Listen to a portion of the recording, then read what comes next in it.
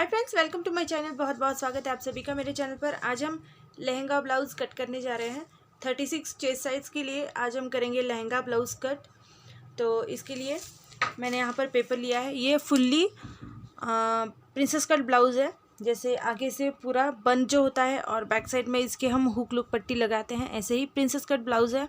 तो इसके लिए मैंने यहाँ पर एक पेपर जो है ये डबल लिया है, आप देख सकते हैं यहाँ पर डबल पेपर है, और एक जो है ये बिल्कुल सिंगल पेपर है।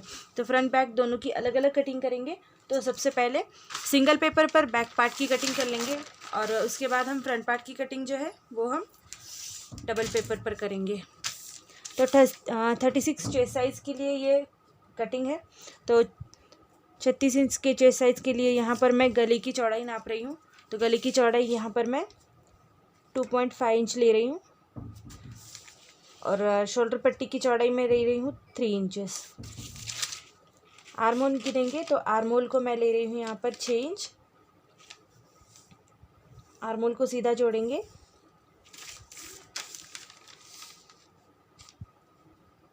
इस तरह से हमें निशान लगाना है आर्म होल का। इसके बाद हाइट जो है ये आप आपके अकॉर्डिंग ले सकते हैं, कम ज़्यादा। यहाँ पर आपकी जितनी भी हाइट हो आप उसमें 1 इंच एक्स्ट्रा मिला लीजिए। तो यहाँ पर हाइट है 15 इंचेस, तो मैं यहाँ पर 1 इंच एक्स्ट्रा मिला रही हूँ। तो ये पूरा हो रहा है 16 इंच। तो 16 इंच पर मार्किंग कर लेंगे इस तरह से। और जहाँ पर हमने आर्म होल का निशान लगाया है यहाँ से टेप को बिल्कुल सीधा पकड़ेंगे, और यहाँ पर हमें 36 का 4th भाग लेना है। तो यहाँ पर मैं ले रही हूँ 9 इंच, और इसमें एक्स्ट्रा मार्जिन आप जितना भी मिलाना चाहें, 2 इंच 1.5 इंच आप जितना भी चाहें। मैं यहाँ पर 1.5 इंच ले रही हूँ, तो ये हो रहा है 10.5 इंच। तो जहाँ पर हमने हाइट नापी है यहाँ से भी हमें 10.5 इंच पर निशान लगाना है इस तरह से। और अब इसको हम बिल्कुल स्ट्रेट जोड़ लेंगे। नीचे की लाइन को जहाँ तक हमने मार्किंग कर रखी है यहाँ से हम बिल्कुल स्ट्रेट इसको जोड़ेंगे। इसके बाद यहाँ से भी हम सीधे इसको नीचे की ओर जोड़ेंगे।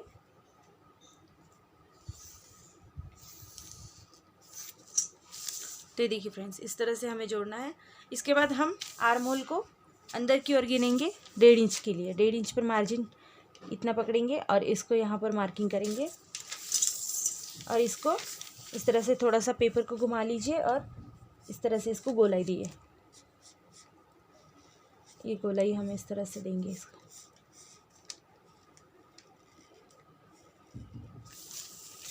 तो देखिए फ्रेंड्स, इस तरह से ये हमारी कटिंग हो गई है।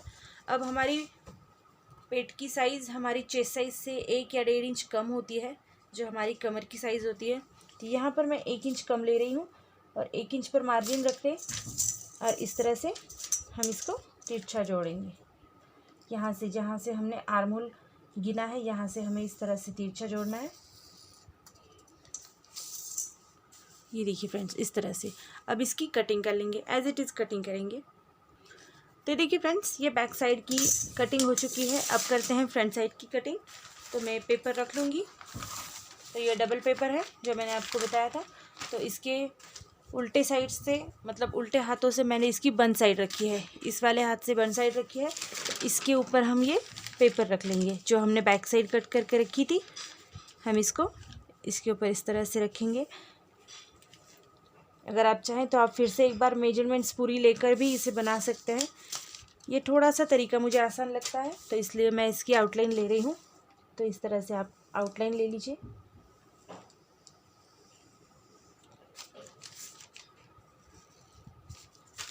ये देखिए फ्रेंड्स, इस तरह से हमें ये जो हमने बैक साइड के पेपर कटिंग कर रखी है इसकी आउटलाइन लेनी है।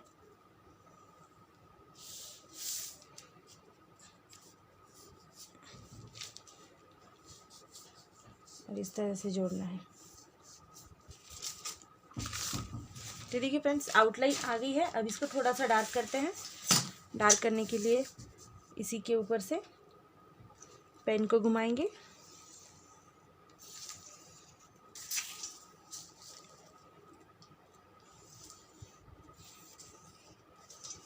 तो देखिए फ्रेंड्स, इस तरह से बस आर्म होल जो है वो हम एक बार फिर से गिन लेंगे। तो यहाँ पर हमने गले की चौड़ाई रखी थी 2.5 इंच, मतलब 2.5 इंच, और शोल्डर पट्टी की चौड़ाई हमने रखी थी 3 इंच। तो यहाँ से एक बार फिर से, तो आर्मोल को हम फिर से गिनते हैं। तो हमने चेंज का आर्मोल रखा था, फिर से एक बार चेंज को नापते हैं। ये देखिए फ्रेंड्स, इस तरह से, और एक सीधी लाइन लगा लेंगे और नॉर्मली ऐसे ही आर्मोल का शेप देंगे। अब हमने बैक साइड को 1.5 इंच के लिए अंदर रखा था और फ्रंट साइड को हम रखेंगे 1 इंच के लिए अंदर। एक निशान लगाएंगे फ्रंट साइड का, पेपर को थोड़ा सा घुमाएंगे और इस तरह से इसे फ्रंट साइड का आर्मोल का गोलाई दे देंगे। तो देखिए फ्रेंड्स, ये हो गई फ्रंट साइड की आर्मोल। और अब हमें आगे का गला नापना है।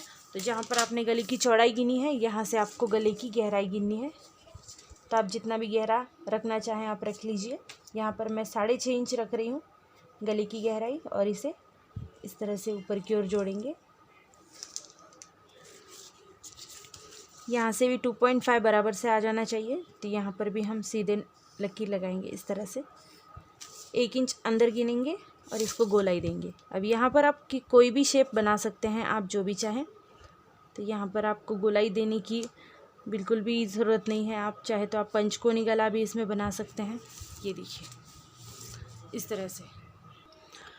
तो अब हमें टक्स लेना है, जो हम प्रिंसेस कट ब्लाउज़ में टक्स लेते हैं। यहाँ पर अगर आप चाहें तो आप इसको क्रॉस पट्टी के साथ वाला ब्लाउज़ बना सकते हैं। अगर ऐसा चाहते हैं तो इससे पहले की वीडियोज़ में मैंने क्रॉस पट्टी के साथ वाले ब्लाउज़ को भी अपलोड कर रखी है वीडियो, आप वहाँ जाकर भी देख सकते हैं।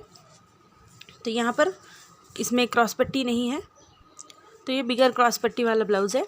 तो अगर आप चाहें तो आप इस तरह से इसे यहाँ से गिन लीजिए, बिल्कुल 4.5 इंच पर या फिर 4 इंच पर। तो मैं यहाँ पर गिन रही हूँ 4.5 इंच पर, मार्क लगा देंगे। या फिर आप ऐसे भी कर सकते हैं कि यहाँ से आपको इसका सेंटर लेना है और जहाँ पर भी आपका सीधा टेप आएगा यहाँ पर आपको मार्किंग करनी है। तो मैंने यहाँ पर 4.5 गिना है सीधे नीचे, और यहाँ से ऊपर आपको गिनना है 5 इंच। तो 5 इंच पर मार्किंग कर लेंगे। तो यहाँ पर निशान लगाने के बाद इस तरह से ऊपर हमें गिनना है। अगर आप चाहें तो आप 4.5 पर भी निशान लगा सकते हैं। ये देखिए इस तरह से निशान लगाने के बाद हमें ये जो टक्स है यह 36 इंच साइज़ के लिए है, तो 1.5 इंच का टक्स लेंगे। तो 1.5 इंच का सेंटर पॉइंट आप ले लीजिए, 1.25 इंच हो जाता है। तो 1.25 इंच पर ये लाइन जो है ये 1.25 इंच पर आपको रखनी है, इसको सेंटर बना कर रखना है। और यहाँ से एक मार्किंग करनी है और यहाँ से एक मार्किंग करनी है। और अब हमें दोनों भी मार्किंग्स जो है इस तरह से जोड़नी है।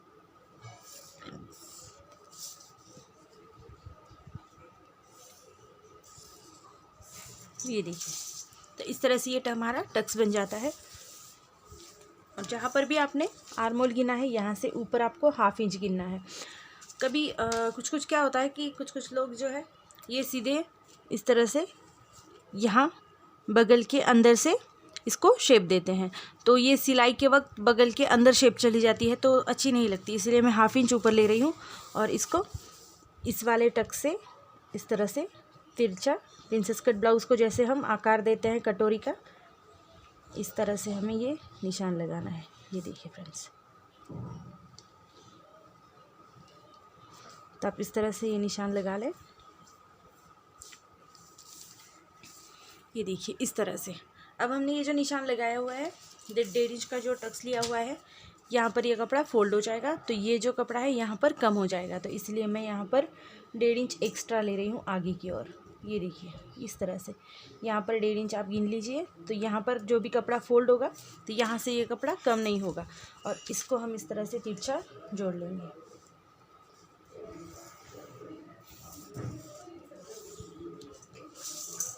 तो देखिए फ्रेंड्स, इस तरह से हमें ये नॉर्मली गिन लेना है। अब हमें इसी की कटिंग करनी है। कटिंग करने के लिए हम सबसे पहले नीचे की ओर से कटिंग करेंगे।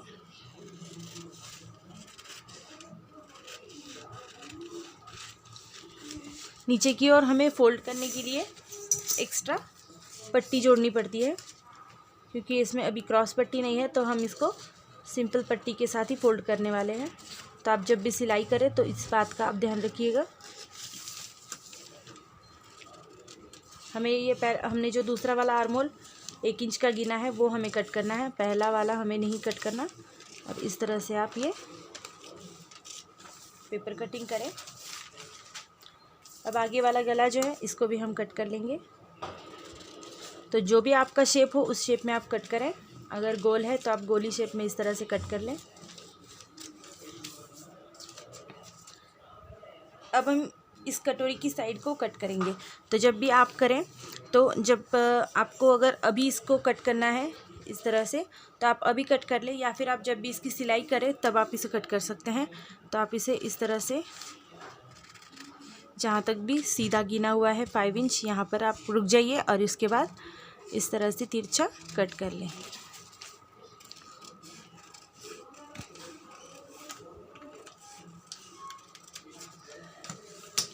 तो देखिए फ्रेंड्स इस तरह से। और आप जब इसकी सिलाई कर लें, ये जो दोनों पार्ट जोड़ दें, तो ये जो दोनों कोने हैं इसको आप कट कर लीजिए बाद में जब आप सिलाई कर लें।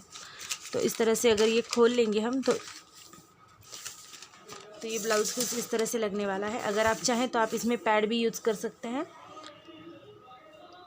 पैडेड ब्लाउज़ की फुल्ली कटिंग ऐसे ही होती है, अगर आप चाहें तो आप पैड इसमें यूज़ कर सकते हैं।